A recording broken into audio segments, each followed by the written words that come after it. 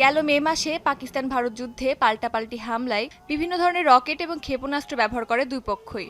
ভারতীয় ভূখণ্ডে Fattah missile হামলার দাবিও করে পাকিস্তান। এবার আর্মি রকেট ফোর্স গঠনের ঘোষণা দিল ইসলামাবাদ। চিরবৈরী ভারতের সাথে পাল্লা দিতে নতুন এই সংযোগ পাকিস্তানি সামরিক বাহিনী। আজ ইস মৌকা পর मैं পাকিস্তানের আর্মি রকেট ফোর্স গঠনের ঘোষণা করছি। আধুনিক প্রযুক্তি দিয়ে সজ্জিত সামরিক বাহিনীর এই ইউনিট পাকিস্তানের সামরিক ক্ষমতা বৃদ্ধিতে মাইল ফলক সৃষ্টি করবে বলে আমার বিশ্বাস। জঙ্গি সলাহিয়ত কো মজিদ মজবুত। ধারণা করা হচ্ছে চীনের পিপলস লিবারেশন আর্মির রকেট ফোর্সের আদলে তৈরি করা হবে সামরিক বাহিনীর এই ইউনিট, যাদের কাজ হবে ব্যালিস্টিক, হাইপারসোনিক ও ক্রুজ মিসাইলের পাশাপাশি বিভিন্ন পাল্লার রকেটের তদারকি করা, যা পাকিস্তানের সামরিক নীতিতে লক্ষণীয় পরিবর্তন নিয়ে আসবে বলে মনে করা হচ্ছে।